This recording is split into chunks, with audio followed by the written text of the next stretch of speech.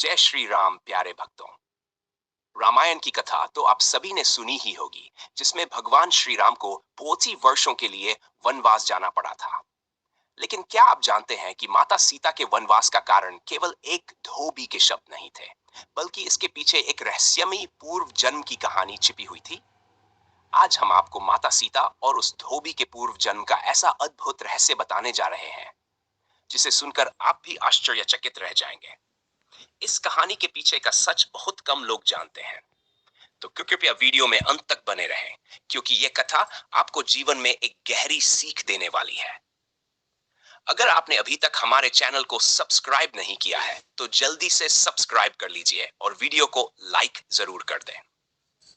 मिथिला नगरी का अद्भुत रहस्य। कहानी की शुरुआत होती है मिथिला नगरी से, जहां महाराजा जनक का राज्य था। महाराजा जनक का एक और नाम था शीरध्वज। वे बहुत ही धार्मिक और ज्ञानवान राजा थे। एक दिन व्यजन करने के लिए भूमि जोत रहे थे, तभी भूमि के गर्भ से एक कन्या प्रकट हुई। वह कन्या इतनी सुंदर थी कि देवताओं ने भी उस पर पुष्प वर्षा की। राजा जनक ने उस कन्या को गोद ले लिया और उसका नाम सीता रखा। समय बीता गया और सीता बड़ी होकर अनुपम सुंदरता की देवी बन गई। सीता और पक्षियों का रहस्यमयी संवाद एक दिन सी सखियों के साथ उद्यान में खेल रही थी। तभी उनकी नजर एक पर्वत की चोटी पर बैठे दो पक्षियों के जोड़े पर पड़ी। वे दोनों पक्षी आप समय कुछ बातें कर रहे थे। पक्षी आप समय कह रहे थे, पृथ्वी पर श्री राम नाम से एक महान राजा होंगे। उनकी पत्नी माता सीता होंगी और दोनों अमित वर्षों तक राज करेंगे। लेकिन एक समय ऐसा भी आएगा जब माता सीता को वनवास जाना पड़ेगा और वे श्री राम से अलग हो जाएंगी। सीता ये बातें सुनकर चौंक गई। उन्होंने अपनी सखियों को आदेश दिया कि वे उन पक्षियों को पकड़कर उनके पास लाएं। जब पक्षी सीता के पास लाए गए तो माता सीता ने उनसे पूछा, तुम दोनों कौन हो और ये बातें तुम्हें कैसे पता है? पक्षियों ने विनम्रता से उत्तर दिया, हे देवी, हम महर्षि वाल्मीकि के आश्रम में रहते हैं। महर्षि वाल्मीकि ने श्री राम की कथा लिखी है, जिसे हम हर दिन सुनते हैं। हमने पूरी रामायण सुनी है, इसी कारण हमें आपके जीवन की पूरी कहानी का ज्ञान है। यह सुनकर सीता ने कहा, अगर तुम दोनों को मेरी कथा का इतना ज्ञान है, तो मैं तुम्हें तभी छोड़ूंगी जब तुम मुझे पूरी कथा सुना दोगे। तोते की प्रार्थना और सीता का हित।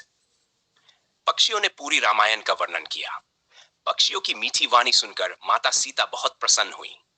लेकिन जब पक्षी जाने लगे, तब सीता ने कहा, तुम दोनों इतने मधुर और जानी हो, मैं तुम्हें नहीं छोड़ूंगी। तुम दोनों मेरे महल में रहोगे और हमेशा मेरी सेवा करोगे। यह सुनकर नर पक्षी ने माता सीता से विनती की, हे देवी, मेरी भार्या गर्भवती है।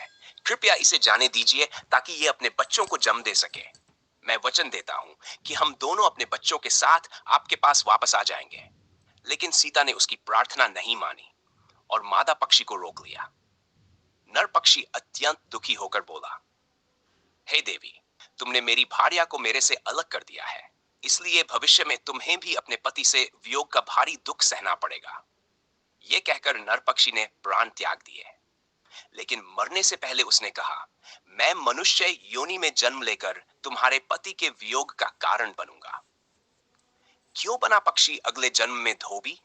उस नर पक्षी का पुनर्जन्म अयोध्या के एक धोबी के रूप में हुआ। उसी धोबी ने सीता माता की निंदा की थी और कहा था, मैं अपनी पत्नी को तब तक घर में प्रवेश नहीं करने दूंगा जब तक कि वह अग्नि परीक्षा न दे। राजा राम ने तो अपनी पत्नी को वनवास देकर सही किया है। उसके इन शब्दों ने ही सीता माता को वनवास दिलवाया। पूर्व जन्म के श्राप का फल।